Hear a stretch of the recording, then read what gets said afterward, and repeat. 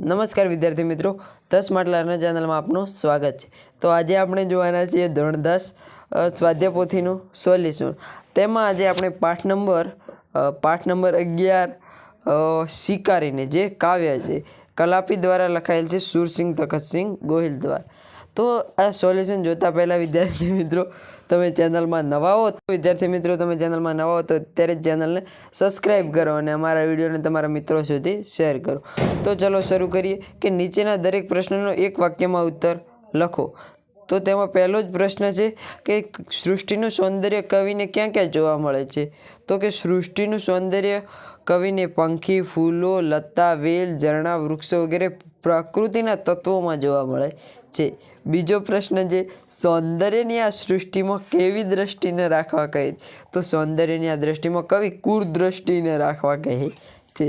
બીજો પ્રશ્ન છે વ્યક્તિ પક્ષીને શાનાથી પામવાનો વ્યર્થ પ્રયત્ન કરે છે? તો કે વ્યક્તિ પક્ષીને તીરથી પામવાનો વ્યર્થ પ્રયત્ન કરે છે। પછી આગળ તેવા જ પ્રશ્ન શોર્ટ પ્રશ્નો આપેલા છે તે આપ જોઈ શકો છો। એમ અહીં કુલ કેટલા પ્રશ્નો? 11 પ્રશ્નો આપેલા છે, તેનું સંપૂર્ણ સોલ્યુશન અહીં આપેલું છે, આપ જોઈ શકો છો।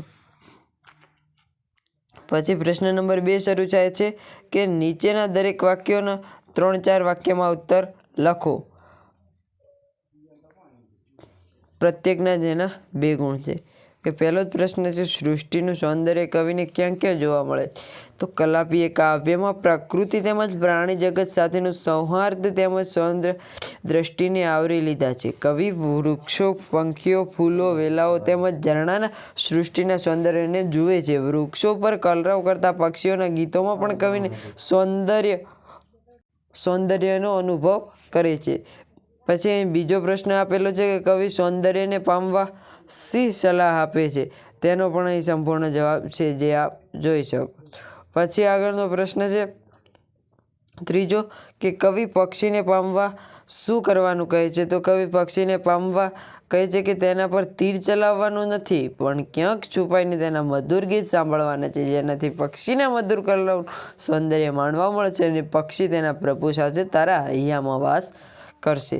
પછી ચોથો પ્રશ્ન આપ્યો કાવ્ય પંક્તિ સમજાવો, તેનો પણ જવાબ આપેલો છે તે આપ જોઈ શકો છો। પછી પ્રશ્ન છે કે નીચેના 10-12 વાક્યોમાં ઉત્તર લખો। શિકારીને કાવ્યનો ભાવાર્થ લખો। શિકારીને કાવ્યનો ભાવાર્થ, તો તે ભાવાર્થ પણ અહીં આપેલો છે તે આપ જોઈ શકો છો। તે શિકારી કાવ્યનો ભાવાર્થ સંપૂર્ણ આપેલો છે તે આપ જોઈ શકો છો। આ પ્રશ્ન પરીક્ષામાં અવારનવાર પૂછાતો હોય છે, માટે ધ્યાન ધરવું। તો પછી વિભાગ સી શરૂ થાય છે કે વિભાગ સીમાં પહેલો જ છે કે સાચી જોડણી જોડો। સૌંદર્ય, ઉપયોગ, ક્રૂરતા, સુંદરતા। પછી સાચી સંધિ જોડો। વ્યર્થ, પોષણ, પોષ વત્તા અંત। પછી આગળનો પ્રશ્ન છે કે નીચેના સમાનાર્થી શબ્દો લખો। દ્રષ્ટિ તો શું થશે? નજર। ને પછી વિશ્વ એટલે જગત। ઉપભોગ, આસ્વાદ। લતા, વેલ। પછી જે નીચેનામાં કયો પ્રત્યય રહેલો છે તે જણાવો। ક્રૂરતા પરપ્રત્યય, ઉપભોગ પૂર્વ પ્રત્યય, સુંદરતા પરપ્રત્યય, આર્દ્રતા પૂર્વ પરપ્રત્યય રહેલો છે। પછી છે નીચેની સંજ્ઞાઓનો પ્રકાર લખો। સુંદરતા તો ભાવવાચક થશે, આર્દ્રતા તો ભાવવાચક થશે, ઝરણું સમૂહવાચક, તરુ જાતિવાચક સંજ્ઞા થશે।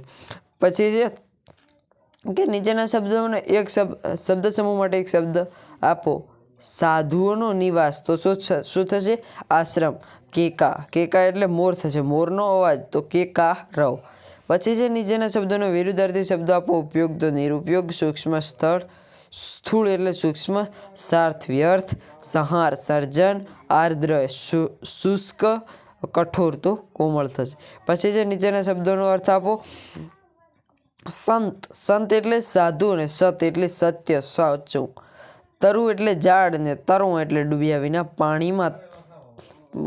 વિના પાણીમાં ખસવું। પછી છે ઉપયોગ તો જરૂરિયાત થશે અને ઉપભોગ તો ભોગવાય થશે। ભરું, ખાલી હોય તેમાં મૂકવું, ભેગું ભળવું તો ભેગું મળવું. પછી નીચેના શબ્દોનો શિષ્ટ રૂપ આપો. ઘટવું તો શોભવું, સૂણ તો સાંભળ. પછી જે નીચેના પંક્તિઓમાંથી વિશેષણ શોધીને લખો. તો વિશેષણ કે ઘટેના ક્રૂરતા દ્રષ્ટિએ અહીં ત્યાં, તો તેમાં થશે ક્રૂર ગુણવાચક. પક્ષી તેના પ્રભુ સાથે હૈયામાં મળશે તને, તેના સંબંધવાચક.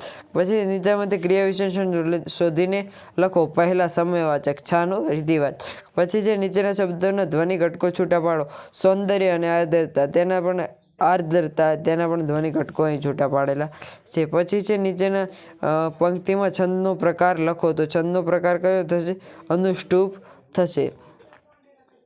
પછી છે કે છંદ ઓળખાવી તેનું બંધારણ લખો. તેનો પણ અહીં જવાબ આપેલો છે, તે આપ જોઈ શકો. અને વિદ્યાર્થી મિત્રો, તમારે વ્યાકરણના દરેક ટોપિક શીખવા હોય તો આપણી ચેનલમાં ઉપલબ્ધ થઈ જશે. આપને કોમેન્ટ કરવાની રહેશે. વિદ્યાર્થી મિત્રો, તમે હજુ સુધી ચેનલને સબસ્ક્રાઈબ ના કરી હોય તો અત્યારે સબસ્ક્રાઈબ કરો અને તમારા વિડીયોને તમારા